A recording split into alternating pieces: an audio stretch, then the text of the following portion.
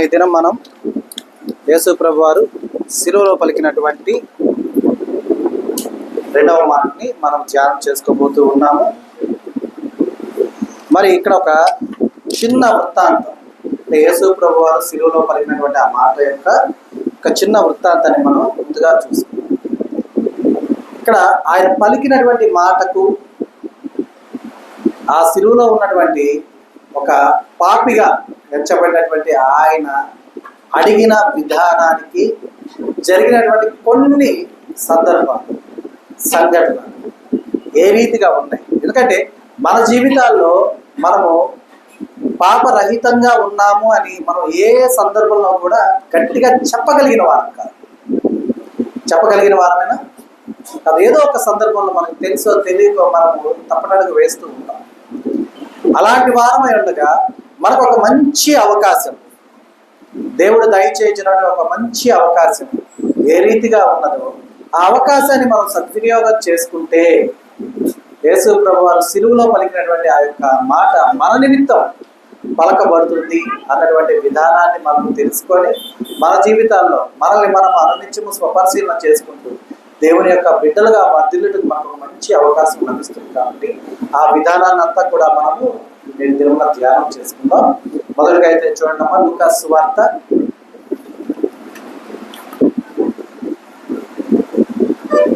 లూకా సువార్త 23వ అధ్యాయము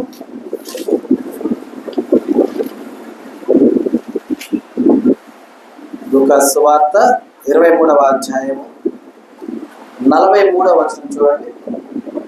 అందుకు ఆయన వానితో, నేడు నీవు నాతో కూడా పరదేశంలో ఉండువని నిశ్చయముగా నీతో చెప్పుచున్నాను. నేడు నీవు నాతో కూడా పరదేశంలో ఉండువని నిశ్చయముగా నీతో చెప్పుచున్నాను. మరి యేసు ప్రభు వారు శిలువలో పలికినటువంటి రెండవ మాట ఏ విషయమా? రక్షణ దయచేసిన విధానం, నిత్యరాజ్య వారసత్వాన్ని దయచేసిన విధానం. అర్థమైందా? నిత్యరాజ్య వారసత్వాన్ని ఏ రీతిగా అనుకున్నాం? మనమే అనుకోండి, ఇక్కడ ఉన్నటువంటి విధానంలో నిలిచిన వారు మనమే ఉన్నాం. అయితే యేసు ప్రభు వారు మనతో అనాలి ఏమని? నేడు నీవు నాతో కూడా పరదేశంలో ఉందని నిశ్చయముగా నీతో చెప్పుచున్నాను అనే విధానానికి మనము యోగ్యత కలిగిన వారుగా మనము ఉండాలి. ఎందుకంటే ఏనాడు చివరి క్షణమో మనకు తెలియదు. మరి తెలియనప్పుడు మనం అంతా ఎలా ఉండాలి? సిద్ధపాటు కలిగిన వారుగా ఉండాలి కదా, సిద్ధంగా ఉండాలి మనం. ఎందుకంటే మనం కనుక బార్డర్స్లో చూస్తే, మన ఇండియా బార్డర్లో కనుక చూస్తే సైనికులు ఉంటుంటారు. మన ఇండియాకి కావలి కాస్తూ సైనికులు ఉంటారు. వారు ఎలా ఉంటారు? ఎలర్ట్గా ఉంటారు, ఎప్పటికప్పుడు అప్రమత్తంగా ఉంటారు, జాగ్రత్తగా ఉంటారు. అవునా? మరి ఎందుకు వాళ్ళు అంటున్నారు? ఏ క్షణాన ఏ తీవ్రవాదు లేదా ఎవరో ఏదో ఒక అటాక్ చేస్తారు, అక్కడ ఉన్నటువంటి తోటి సైనికులకు హాని చేస్తారు. హాని చేసిన తర్వాత మన ఇండియాకి హాని తలపెడతారని చెప్పి అలానే జరగకుండా ఉండడానికి వారు ఏ రీతిగా అయితే అప్రమత్తమై ఉంటారో అదే రీతిగా మనము అనుక్షణము అప్రమత్తంగా ఉంటారు. ఎందుకంటే చివరి క్షణం అనగానే మనం అనుకుంటాము మరణించేది అనుకుంటాం. వాస్తవానికి చివరి క్షణం అంటే అది కాదు. దేవునితో ఉన్నటువంటి బంధాన్ని నీవు కోల్పోయావంటే అదే నీ చివరి క్షణం, దేవునితో నువ్వు గడిపినట్టు.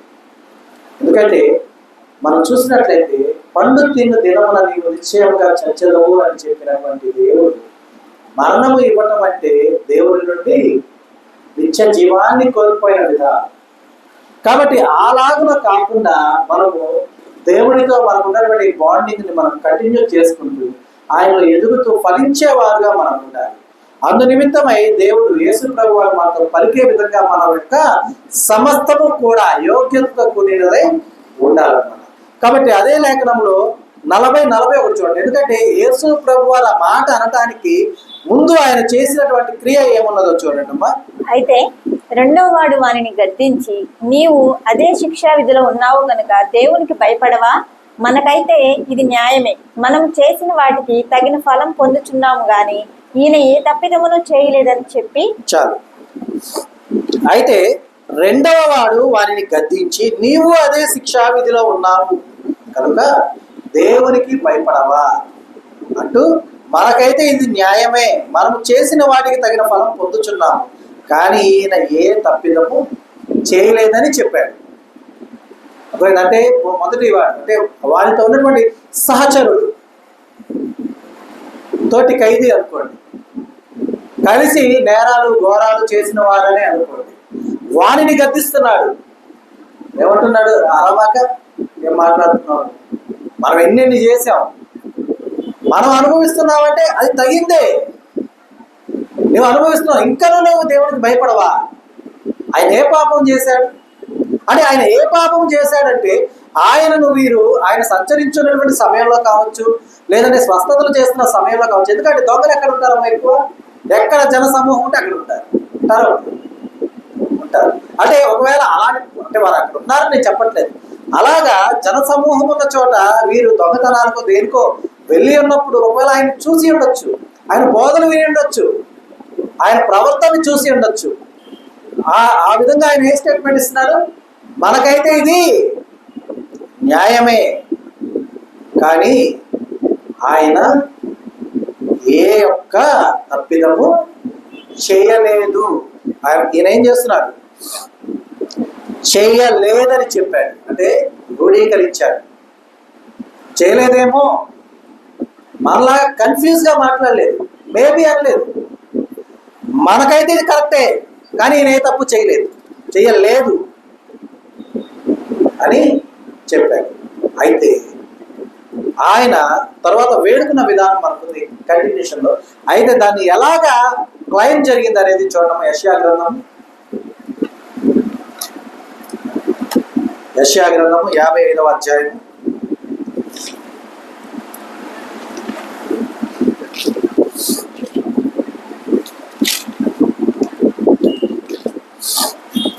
యెషయా గ్రంథము 55వ అధ్యాయము 6వ వచనం చూడండి. 55. యెహోవా మీకు దొరుకు కాలమునందు ఆయనకు వెదకుడి, ఆయన సమీపంలో ఉండగా ఆయనను వేడుకొనుడి. యెహోవా మీకు దొరకు కాలమునందు ఆయనను వెదకుడి, ఆయన మీకు సమీపముగా ఉండగా ఆయనను వేడుకొనుడి. అంటే దేవుడు దొరికే కాలమందు మనం ఏం చేయాలమ్మా? వెతికేవారుగా ఉండాలి. ఇక్కడ ఆయన ఏమంటున్నాడు? దేవునికి భయపడవా అంటున్నాడు. అర్థమైనా? దేవునికి భయపడవా అంటున్నాడు. అంటూ ఇంకా ఏమన్నాడు? మనం చేసింది కరెక్ట్, మనం అనుభవిస్తుంది న్యాయమైనదే, కానీ ఆయన ఏ తప్పు చేయలేదు అంటూ ఆయన ఏం చేస్తున్నాడు? యెహోవా కొరకు వెతుకుతూ ఉండగా, ఆయన సమీపముగా ఉండి ఉండగా ఆయన్ను వేడుకునే విధానాన్ని కలిగి ఉన్నాడు. మరి ఎందుకంటే దేవునికి భయపడవా అన్నాడంటే అక్కడ యేసు ప్రభు వారిని దేవుడని పోలుస్తూ ఉన్నాడు, అలాగే అక్కడ దేవుడు ఉన్నాడని గ్రహిస్తూ ఉన్నాడు. మనం సంచరించినటువంటి సమస్త ప్రదేశాల యందు దేవుని యొక్క అధ్యక్షత ఉంటది అనేది మనం ఎంతవరకు నమ్ముతున్నాం అనేది చెప్పండి. పరిపూర్ణంగా నమ్ముతున్నామా లేదా? ఏమా? ఎందుకని ఆయన సర్వాంతర్యామి, ప్రతి చోట ఆయన ఉంటారు. మరి ఆయన ప్రతి చోట ఉంటూ ఉండగా మన యొక్క సమస్త ప్రవర్తన కూడా ఆయన కళ్ళు దృష్టి ఎదుట ఉంది అనేది మాత్రం మనం గ్రహిస్తున్నామా? చూడండి, ఇప్పుడు ఎవరన్నా చాలా దూర ప్రాంతం ఎక్కడ వెళ్ళారు, వాళ్ళ ఇంటి నుండి చాలా దూరం వెళ్ళారు, వాళ్ళకి అక్కడ ఏమైనా ఇబ్బంది కలిగింది, వాళ్ళు ఏమంటారు? దేవుడా అంటారు. అర్థమైంది? ఎవరైనా సరే వారు ఎక్కడుంటే అక్కడ దేవుడా రక్షణ చెయ్య, దేవుడా నాకు సాయం చేయ, దేవుడా ఎవరైనా పంపించేయ నా కోసం అంటారా? అంటారు. ఎందుకని? దేవుడు సర్వాంతర్యామి అయి ఉండగా ఎక్కడైనా సరే ఆయన ఉంటాడు కాబట్టి మనం ఎక్కడికి వెళ్ళినా కూడా ఆయన మనం ఏం చేస్తాం? వేడుకుంటాం, మనకు సహాయం కొరకు ఆయన అర్థిస్తాం. అదే రీతిగా ఇక్కడ ఆయన దొరుకుతాడు అన్నటువంటి విధానంలో వెతికిన విధానాన్ని మనం చూస్తున్నాం. అర్థమైందా? మీకు దొరకు కాలమందు ఆయన వెదకుడి, ఆయన వెతికాడు, వెతికిన ఆయనకు యెహోవా దొరికాడు. అర్థమవుతుందా? అందుకనే దేవునికి భయపడవా అంటూ ఉన్నాడు. సమీపంగా ఉండి ఉండగా ఆయన వేడుకుంటున్నాడు. ఇందాక మనం కంటిన్యూషన్ లో చూసాం, అక్కడికి వెళ్దాం. ఆయన ఏమని వేడుకున్నాడో తర్వాత చూద్దాం. కాబట్టి వేడుకుంటూ ఉన్నాడు. ఆ వేడుకున్నటువంటి విధానం ఎలా వేడుకున్నాడు చూడండి. మత్తయి సువార్త 3వ అధ్యాయం 7వ వచనం చూడండి.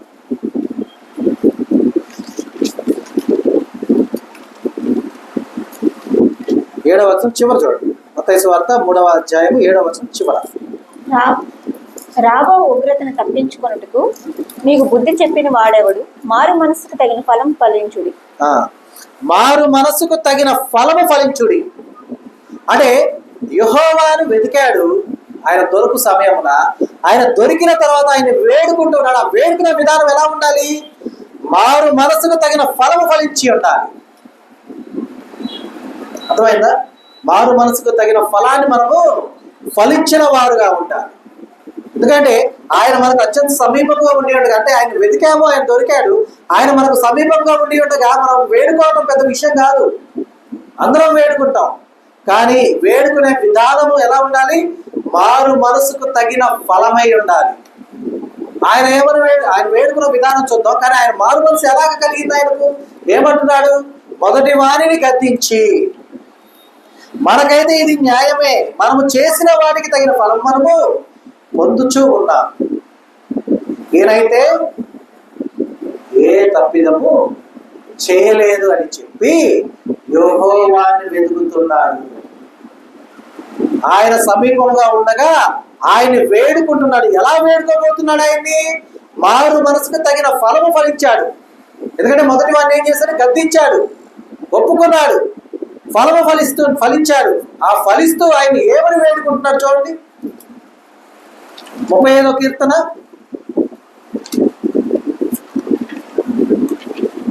32వ కీర్తన చూడమ్మా.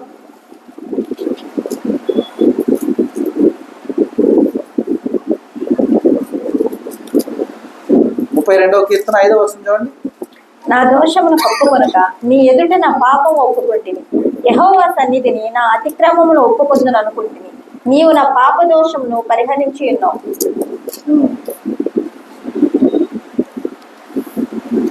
నా దోషమును కప్పుకొనక, ఆయన ఏమన్నాడు? మనకైతే ఇది న్యాయమే.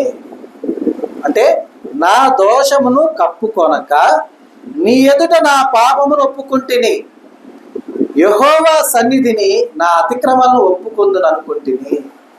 యెహోవా సన్నిధిని, ఆయన యొక్క అతిక్రమాలను ఏమనుకుంటున్నాడు? ఒప్పుకోవాలనుకుంటున్నాడు. కాబట్టి ఆయన ఏం చేస్తాడు? వెతికాడు. వెతికితే ఆయన దొరికాడు. కాబట్టి ఆయనకు వేడుకుంటున్నాడు, అయ్యా నీ ఎదుట నా దోషములను కప్పుకోలేదు, నేను ఒప్పుకుంటున్నాను, నా అతిక్రమాలన్నింటినీ ఒప్పుకుంటున్నాను అయ్యా. ఎందుకంటే నీవు నా యొక్క పాప దోషమును ఏం చేసావు? పరిహరించి ఉన్నావు. ఎందుకు పరిహరించి ఉన్నావు? నేను మారు మనసు పొందుకున్నాను కాబట్టి, మారు మనసుకు తగిన ఫలాన్ని నేను ఫలించాను. కాబట్టి ఎలా ఫలించాను అంటే నా గతం అంతా నేను త్రవ్వుకున్నాను, నా గతాన్ని గుర్తు చేసుకున్నాను. నా గతంలో నేను చేసిన సమస్త కార్యములు కూడా పాప దోషములతో నిండి ఉన్నవి. ఆ సమస్తములకు నేను అనుభవించుచున్నది సరి అయినదే. నేనైతే అన్యాయమైనటువంటి తీర్పును పొందలేదు, నాకు న్యాయమే. ఎందుకు? నేను చేసిన వాటిని బట్టి. అర్థమైందా? మనం చేసిన వాటిని బట్టి మనం అనుభవిస్తున్నది మనం న్యాయమైనది. కానీ ఈయన ఏ తప్పు కూడా చెయ్యలేదు. చెయ్యలేదేమో క్వశ్చన్ మార్క్ పెట్టట్లేదు, ఆశ్చర్యార్థం పెట్టట్లేదు. చెయ్యలేదు అని చెప్పి కన్ఫర్మ్ చేసి ఫుల్ స్టాప్ పెట్టేశారు. అది అంత గొప్ప విశ్వాసం మనలో ఉందా? చెప్పగలిగిన వాళ్ళు మనం ఉన్నాం. మనకే ఇంకొకరి గురించి తీర్పు తెచ్చట్లా, మనల్ని మనమే నేనే తప్పు చెయ్యలేదు అని చెప్పగలిగిన వాళ్ళలో ఉన్నామా? నేనే పాప దోషమును చెయ్యలేదు అని చెప్పదగిన వాళ్ళలో మనం ఉన్నాం. మనల్ని మనం స్వపరిశీలన చేసుకోవాలి, మనల్ని మనము మార్చుకోవాలి. మారు మనసుకు తగిన ఫలాన్ని మనం ఫలించటకు ఎప్పుడు కూడా మనల్ని మనం స్వపరిశీలన చేసుకునే విధానంలో మనము మనల్ని మనల్ని మెచ్చుకునే విధానంతో ఉండకూడదు. మనం ఏం చేసుకుంటాం? సహజంగా మనం వెనకేసుకొని వస్తాం. మాస్టర్స్ డిగ్రీ చేసిన కాబట్టి మాస్టర్స్ కదా. అలా కాకుండా సమస్తము ఆయన యొక్క కనుదృష్టి ఎదుట మనం ఒప్పుకొనచ్చు, ఆయన యొక్క కృపను పొందుకునేవాడు. ఎందుకంటే ఈ రీతిగా మనం ఉంటే మారు మనసుకు తగిన ఫలాన్ని మనం ఫలించి ఆయన మనకు అత్యంత సమీపంగా ఉండి ఉండగా ఆయన్ని, ఎందుకంటే మనం వెతికితే మనకు దొరుకుతాడు. వెతుకుడి మీకు దొరుకును అన్నాడు కదా, వెతికితే దొరుకుతాడు. దొరికిన ఆయన మనకు సమీపంగా ఉండి ఉండగా ఆయన వేడుకోవాలి. అర్థమైందా? వేడుకున్న విధానముతో ఆయన ఏం చేస్తారంటున్నారు తెలుసా? చూడండి, యెషయా గ్రంథం 1వ అధ్యాయం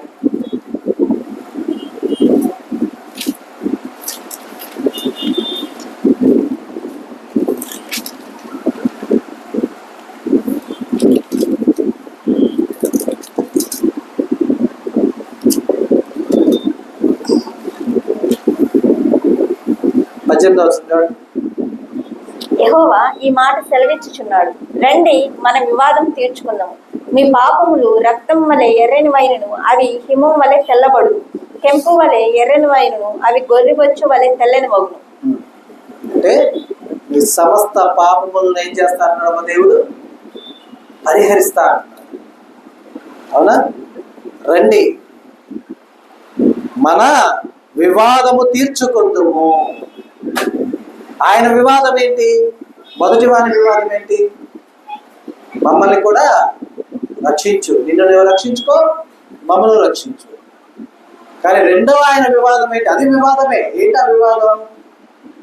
మనకైతే ఇది న్యాయమైందే, నువ్వెందుకు అలా మాట్లాడుతున్నావు అని గద్దించి, మనకి ఇది న్యాయమైంది, మనం చేసిన వారికి తగిన ఫలాన్ని మనం పొందుతున్నాం, కానీ ఈయన ఏ తప్పిదము చేయలేదు. మరి మారు మనసుకు తగిన ఫలం ఫలించి దేవుని వెతికి ఆయన దొరికినప్పుడు ఆయన ముందు సమస్తము ఒప్పుకున్నాక ఆయన పాప దోషులన్నింటినీ తీసివేసే విధానం ఏమని చెప్తున్నాడు?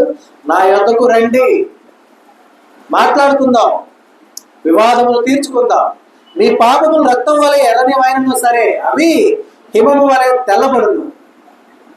ఎప్పుడు? మనం దేవుని యొద్దకు వచ్చినప్పుడు. కెంపు వలె ఎర్రని వైనను అవి గొర్రెబొచ్చు వలె తెల్లని. అంటే నేను తీసివేస్తా అని చెప్తున్నాను. మరి ఇక్కడ దేవుడు చెప్పినటువంటి యొక్క మాటల విధానములో ఆ రెండవ వాడు ఎవరైతే ఉన్నటువంటి రెండవ వాడై ఉన్నాడో, నేరస్తుడిగా ఉన్నాడు, ఆ రెండవ వాని యొక్క సమస్తము పరిహరించబడ్డాయా? పరిహరించబడ్డాయా? మనం చూస్తూ ఉన్నాం. ఏమని? యేసు ప్రభు వారు, నేను నీవు నాతో కూడా పరదేశంలో నీతో నిశ్చయంగా చెప్పుచున్నాను అన్న మాట మనం విని ఉన్నాం. ఆ మాట చెప్పడానికి జరిగినటువంటి ఆ యొక్క నేపథ్యం అంతా కూడా చూసుకుంటూ ఉన్నాం. ఆ నేపథ్య విధానంలో మొదటి వాడు మాట్లాడిన విధానం ఉన్నది, రెండవ వాడు మాట్లాడిన విధానం ఉన్నది, రెండవ వాడు గద్దించిన విధానం ఉన్నది, రెండవ వాడు మారు మనసుకు తగిన ఫలము ఫలించిన విధానం ఉన్నది.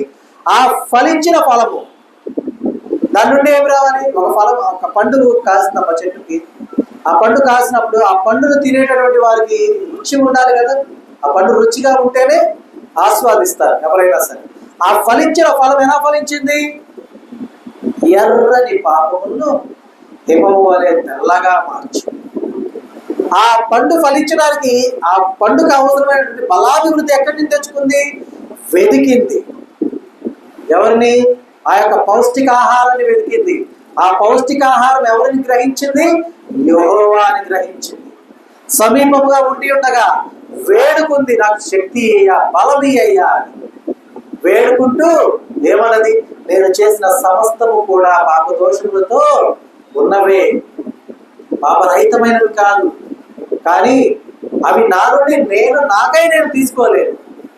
కాబట్టి నన్ను కరుణించు, నన్ను రక్షించు అన్నప్పుడు ఆయన ఏం చేశాడు? రక్తము వలె ఉన్నటువంటి ఎర్రని పాపము హిమము వలె మార్చి, కెంపు వలె ఉన్నటువంటి ఆ యొక్క ఎర్రనైనటువంటి పాపము గొర్రెబొచ్చు వలె మార్చి, అంటే ఆ ఫలములకు రుచిని దయచేసి మనకు జీవాన్ని ఇస్తున్నాడు. అర్థమైనా? మరి ఫలించాడా లేదా? ఫలించి దేవుని యొక్క కృపతో ఆయన అత్యంత సమీపంగా ఉండి ఉండగా ఆయన వేడుకొని ఆయన మీద ఉన్నటువంటి ఆ యొక్క పాపదోషములన్నింటినీ కూడా పరిహరింపజేసుకున్నాడు దేవుని యొక్క మహాకృపను బట్టి కదా. మరి అలాగా చేసుకున్న విధానంతో ఆయన ఏమి అడిగాడు ఇప్పుడు చూడండి. లూకాసు వార్త 23వ అధ్యాయం.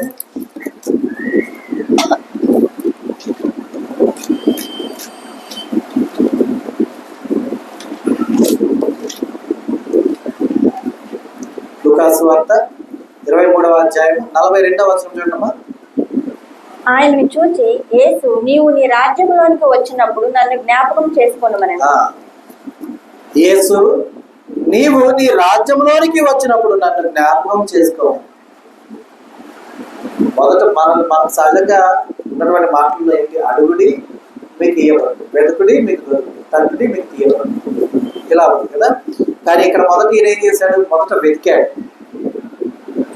దేవుని వెతికాడు, దేవుని పొందుకున్నాడు. ఆయన సమీపంగా ఉండి ఉండగా వేడుకున్నాడు. ఎలా వేడుకున్నాడు? మారు మనసుకు తగిన ఫలాన్ని ఫలించి వేడుకున్నాడు. ఆయన యొక్క కనుదృష్టి ఎదుట సమస్తం ఒప్పుకున్నాడు. ఒప్పుకొని ఆయన పాపదోషములన్నింటినీ కూడా పరిహరింపజేసుకునే విధమైనటువంటి విధానముతో ఉన్నాడు. ఉన్నప్పుడు దేవుడు ఆయన యొక్క సమస్తము కూడా ఆయన నుండి తీసివేశాక ఆయన గ్రహించాడు, ఇప్పుడు నేను అడగడానికి యోగ్యుడను. వెంటనే అడిగేలా మనకి 41, 42, 43, 44 అనగానే నెక్స్ట్ మినిట్ ఆర్డర్లో ఉంది కదా సీక్వెన్స్.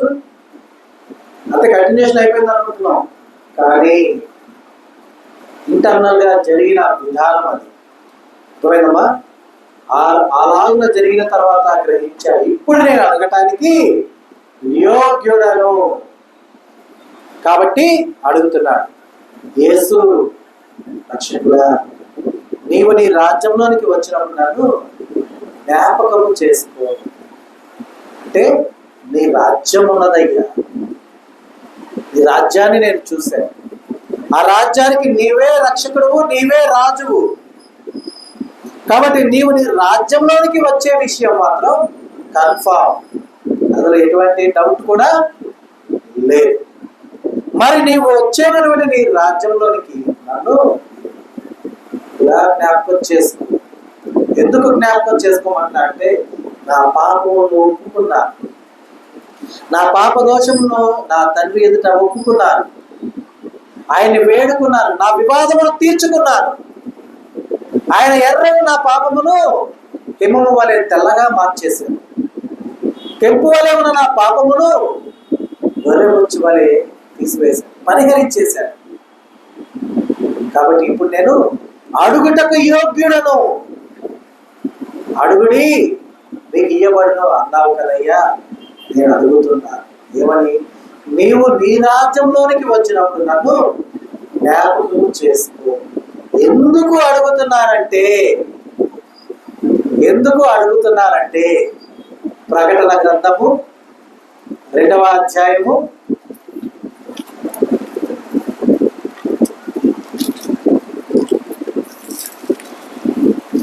2వ అధ్యాయము 7వ వచనం. చెవిగలవాడు ఆత్మ సంగముతో చెప్పుచున్న మాట వినుగాక. జయించు వానికి దేవుని పరదేశంలో ఉన్న జీవవృక్ష ఫలములు భుజింపనిద్దును. ఎందుకు అడుగుచున్నానంటే నేను జయించానయ్యా, జీవవృక్ష ఫలములు తినటకు ఆశ కలిగి ఉన్నాను. జీవవృక్ష ఫలం ఎక్కడుంది? ఎక్కడుందమ్మా? పరదేశంలో ఉంది. అది ఎక్కడుంది? నీ రాజ్యంలో ఉంది. యేసు రక్షకుడా, నీవు నీ రాజ్యంలోనికి వచ్చినప్పుడు నన్ను జ్ఞాపకం చేసుకో. ఎందుకు జ్ఞాపకం చేసుకోమంటే నేను జయించాను. జయించు వారికి దేవుని పరదేశంలో ఉన్న జీవవృక్ష ఫలములను భుజింపనిస్తారు కదా, మరి నేను భుజించాలి కదా, తినాలి. ఎందుకని? నేను దానికి హక్కుదారునయ్యా, కాబట్టి నన్ను జ్ఞాపకం చేసుకోయ్యా. అంటే ఈ జ్ఞాపకము చేసుకో అన్న విధానానికి మధ్యలో ఉన్నటువంటి ఆ వృత్తాంతం అంతా కూడా ఏమైంది? మొదట నీవేమవ్వాలి? మారు మనసుకు తగిన ఫలాన్ని ఫలించాలి. ఫలించి దేవుణ్ణి వెతకాలి. దేవుణ్ణి వెతికి ఆయన మనకు సమీపంగా ఉండి ఉండగా ఆయన వేడుకోవాలి. వేడుకొని ఆయన ఎదుట సమస్తము ఒప్పుకోవాలి. నీ వివాదం తీర్చుకోవాలి. అప్పుడు నీ మీద మోపబడినటువంటి సమస్తమును కూడా దేవుడు పరిహరించి తీసివేసి నిన్ను జయించేలా చేస్తాడు. జయించిన నీకు జీవవృక్ష ఫలాన్ని తినడానికి అధికారాన్ని ఇస్తాడు. అప్పుడు నీవు అడిగే విధానమే, యేసు నీవు నీ రాజ్యంలోనికి వచ్చిన నన్ను జ్ఞాపకం చేసుకో, జ్ఞాపకం చేసుకో, నేను ఆ పండు తినాలి. ఓకేనా? అయితే ఇది బాగుంది. ఆయనకు ఉన్నటువంటి హక్కు ద్వారా ఆయన అడుగుతున్నాడు. బట్ ఆయనకు ఆ హక్కు రావాలంటే ఏం లేదు. పిల్లవాడు ఐఏఎస్ పాస్ అయ్యాడు అనుకోండి, కలెక్టర్ అయిపోయాడు. కలెక్టర్ అయిపోతే సమస్త అధికారాలు ఉంటాయి. ఆ యొక్క శాఖకు సంబంధించిన అధికారాలన్నీ ఉంటాయి. అయితే ఆ అధికారాలు వాడు పొందాలంటే మొదట ఏం చేయవాడు? చదువుకోవాలి. చదువుకోవాలంటే మొదట వారి తల్లిదండ్రులు వాడిని స్కూల్లో చేర్పించాలి. ఓకే, అంటే ఇక్కడ పాయింట్ ఏంటి? నీకు అధికారం ఉంది పాయింట్ కాదు. అధికారం ఎలా వచ్చింది?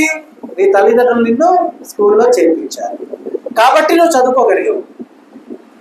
అలాగే యేసు నీవు నీ రాజ్యంలోనికి వచ్చినప్పుడు నన్ను జ్ఞాపకం చేసుకో, నేను జీవవృక్ష ఫలాన్ని తినడానికి నాకు అధికారం ఉంది. నీకు అధికారం ఉంది, కానీ ఎలా వచ్చింది అధికారం? మారు మనసు పొందావు, వేడుకున్నావు, ఇవన్నీ ఓకే. బట్ నువ్వు మారు మనసు పొందడానికి నీకు ఒక అవకాశం ఇవ్వాలిగా. ఎందుకంటే ధనవంతుడు నా దేహమా తినుము త్రాగుము సుఖించము అన్నాడు. నేటి రాత్రి దేవుడు నీ యొక్క ప్రాణము కోరాడు. అవకాశం ఉందా? అక్కడ లేదు. కాబట్టి అది ఎలా జరిగింది అనేది చూడండి. అపోస్తులైన పౌలు హెబ్రీయులకు రాసిన పత్రిక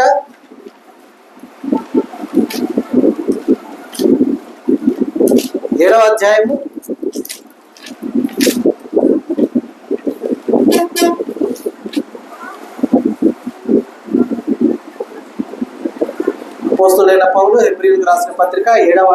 25వ వచనం చదవండి. ఈయన తన ద్వారా దేవుని ఎదుగు వచ్చేవారి పక్షమున విజ్ఞాపనం చేయుటకు నిరంతరము జీవించుచున్నాడు కనుక వారిని సంపూర్ణంగా రక్షించుటకు శక్తివంతుడై ఉన్నాడు. ఇక్కడ జీవవృక్ష ఫలాన్ని తినడానికి అధికారం లభించింది. అధికారం ఎలా లభించింది? అవకాశాన్ని ఇప్పించడం వల్ల. ఏంటి అవకాశము? ఏమని వ్రాయబడించండి?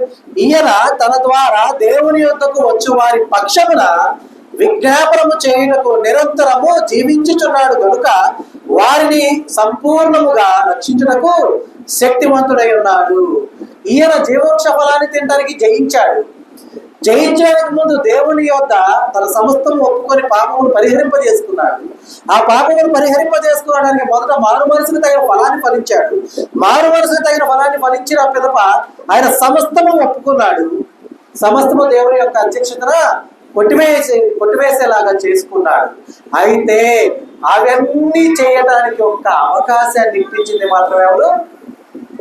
యేసు. ఎలా? తండ్రి వీరేమి చేయించున్నారో మీరు ఎరుగరు కనుక వీరిని క్షమించము. నీవు జయించావు అంటే నిన్ను జయింప చేసింది ఎవరు? నీవు జీవవృక్ష ఫలానికి అధికారం పొందావంటే ఆ అధికారం నీకు దయచేసింది ఎవరు? నీవు రక్షించబడ్డావు అంటే ఆ రక్షణ నీకు దయచేసింది ఎవరు? అర్థమైందా?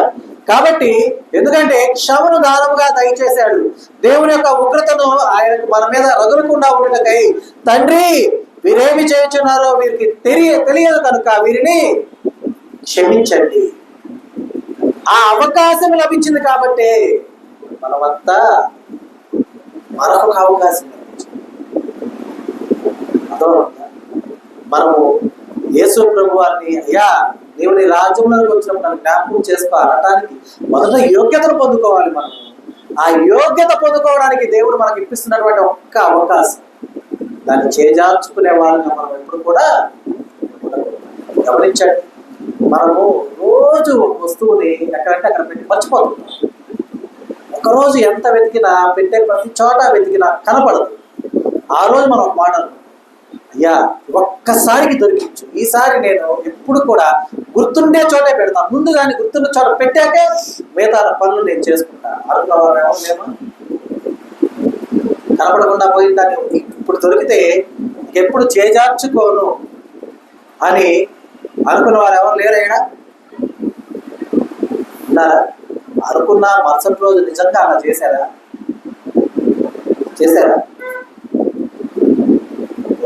కొన్ని రోజులు మళ్ళీ చేస్తున్నాం, తర్వాత మళ్ళీ యథా రాజా తదా ప్రజ, అంతే కదా? యథాస్థితి తదాగతి బాగుంది కదా. కాబట్టి మనము ఆ రీతిగా ఉండకూడదు. మనకు అవకాశం లభింపజేస్తుంది యేసయ్య లభింపజేసిన అవకాశాన్ని సద్వినియోగం చేసుకోవటం మన బాధ్యత. అర్థమవుతుందా? కాబట్టి మనం గమనించాలి, మన పక్షమున నిలబడినటువంటి శక్తివంతుడైనటువంటి ఆయన ద్వారా దేవుని యొద్దకు వెళ్ళడానికి మన పక్షమున విజ్ఞాపన చేయించున్నాడు. అయ్యా ఏదో చెప్తున్నాడు, విను వినయ్యా, విను విను విను విను, ఏదో చెప్తున్నాడు, విను. సరే ఏదో చెప్పాలి. అయ్యా నీ కను దృష్టి ఎదుట నా పాపను కప్పుకోవట్లేదు. అప్పుడు విన్నాడు ఆయన, అయ్యా నేను వెతుకుతున్నాడు, దొరుకు దొరుకు దొరుకు దొరుకు. సరే వెతికాడు, దొరికాడు, సమీపముగా ఉన్నాడు. నాకు చెప్తున్నాడు, వేడుకో వేడుకో వేడుకో. మనం మాత్రం మౌనంగా ఉంటే ఎంతసేపు అని ఆయన వెయిట్ చేస్తారంట. అందుకే నా యొద్దకు రండి, వివాదం ఏదో తీర్చుకుందాం. ఆయన యొద్దకు, దేవుని యొద్దకు వెళ్ళి, మనకు ఈ యొక్క పరిస్థితి మనకు లభించింది, కానీ ఈ పరిస్థితి నుంచి మనము ఏమవ్వాలి? రక్షించబడే వారుగా మనం ఉండాలి. కాబట్టి వేడుకొని ఆయన కన్ను దృష్టి సమస్తము ఒప్పుకొని మారు మనసుకు తగిన ఫలాన్ని ఫలించినప్పుడు మన పాప దోషములన్నింటినీ కూడా ఆయన పరిహరింపజేసి తెల్లగా పవిత్రపరిచి పరిశుద్ధపరిచాక జయించిన వారుగా మనం ఉంటాం. జయించే వారికి దేవుని పరదేశంలో ఉన్న జీవవృక్ష ఫలాన్ని భుజించుటకు అధికారం ఎలా లభించిందో ఆ అధికారాన్ని గ్రహించాడు. కాబట్టి అక్కడ కూడా వేడుకుంటున్నాడు, కానీ గర్వాన్ని చూపించాలంట. ఎవరంటాడు? యేసు, నీవు నీ రాజ్యంలోనికి వచ్చినప్పుడు చేస్తున్నా. వెంటనే యేసు ప్రభు, అరే నీకు అర్హత వచ్చేసింది, యు ఆర్ విన్నర్, నువ్వు జయించావు, నువ్వు గెలిచావు. కాబట్టి గెలిచిన నీవు ఎక్కడుంటావు? గెలిచిన నీవు వేడుకోవాల్సిన అవసరం లేదు. అర్థమైందా? టికెట్ ఉందా నీకు? అయ్యా నీ బస్సులో ఎక్కించాయా అని అడగాల్సిన అవసరం ఉందా?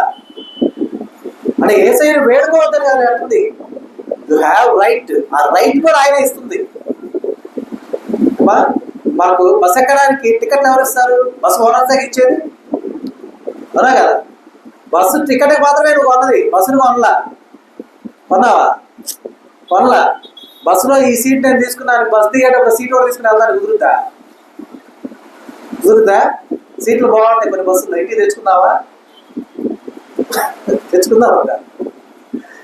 కుదరదు. అలాగే ఏ రీతిగా అయితే మనకు అధికారం లభించిందో ఆ అధికారాన్ని మనము సద్వినియోగం చేసుకునే విధంగా ఉండాలి, ఒబిడియంట్ గా ఉండే విధంగా ఉండాలి. ఆ సీట్లో కూర్చునే వరకు కూడా జాగ్రత్త, సమయాన్ని గమనించాలి. బస్సు వచ్చే సమయం ఎప్పుడో మనం ముందుగా చెప్తారు, కానీ ఇక్కడ బస్సు వచ్చే సమయం మనకు తెలియదు. కాబట్టి సిద్ధపడ్డ వారుగా మనం ఉండాలి. కాబట్టి ఇన్ని జరిగాయి, కాబట్టి ఇంత జయించాం, కాబట్టి అప్పుడు యేసు ప్రభు వారు సంతోషంగా అంటున్నారు ఏమని?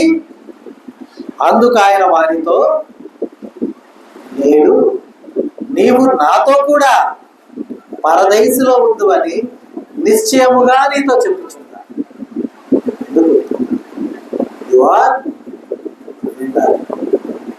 అర్హత లభించింది, అర్హత పొందుకున్నావు, కాబట్టి నిన్ను నేను తీసుకువెళ్తాను అని సంతోషంగా పలికిన మొదటి మాటకు రెండవ మాటకి మధ్యలో ఉన్నటువంటి ఆ యొక్క సమయము మనకను దృష్టి కొంచెమే ఉండొచ్చు, కానీ ఒక జీవితానికి సంతోషాన్ని ఇచ్చింది, ఒక నిత్యరాజ్య ఆనందం అధికమవడానికి ఒక అవకాశాన్ని ఇచ్చింది. మరి నీ వల్ల, నా వల్ల, మన వల్ల నిత్యరాజ్యము మరి ఎక్కువ సంతోషంగా ఉండాలా ఉండాలి కదా. కాబట్టి మనం ఏం చేయాలా ఉండాలంటే మారు మనసుకు తగిన ఫలాన్ని మనం ఫలించాలి కదా. మన యొక్క ప్రయాణం మొదలు కాబోతుంది. ఇంకెన్ని రోజులు ఉందమ్మా మన ప్రయాణానికి? మధ్యలో 2 రోజులే ఉంది, సోమ మంగళవారం. ఈ 2 రోజులు దాటాక మన 40 దినాల ప్రయాణం మొదలు. ఆ యొక్క ప్రయాణం అంతా కూడా ఎంత సంతోషంగా, ఎంత ఉత్సాహంగా, ఎంత ఆహ్లాదకరంగా, ఎంత ఆనందకరంగా ఉంటుందో తెలుసా. సంతోష గానాలతో ఆ ప్రయాణంలో మనమంతా కూడా క్రొత్త విషయాలు తెలుసుకుంటూ, కొత్త విధానాన్ని నేర్చుకుంటూ, కొత్తగా జన్మించేవారుగా ఉంటూ, నూతనమైనటువంటి ఫలించిన విధానాన్ని కలిగిన వారమై దేవుని బిడ్డలుగా మనం వర్ధిల్లుటకు మరలా మన జీవితంలో ఒక అవకాశం వచ్చింది. అవకాశాన్ని మనం సద్వినియోగం చేసుకునేవారుగా మనం ఉండుటకై మనకు అవసరమైనటువంటి జ్ఞానముతోనూ, శక్తితోనూ, బలముతోనూ, ఆయన యొక్క కృపతోనూ, నడిపింపుతోనూ మనల్ని దేవుడు తృప్తిపరచును గాక. ఆమేన్. ఈ దినం దేవుడు మనకు అనుగ్రహించిన తన సత్యవాక్కును బట్టి దేవుడికి కృతజ్ఞతాస్తుతులు చెల్లిస్తూ ఉన్నాడు. దేవుడు తన వాక్యమును దీవించును గాక. ఆమేన్.